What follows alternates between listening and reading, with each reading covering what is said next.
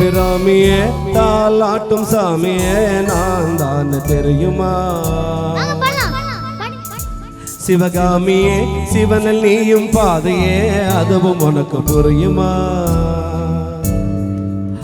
சுபலால்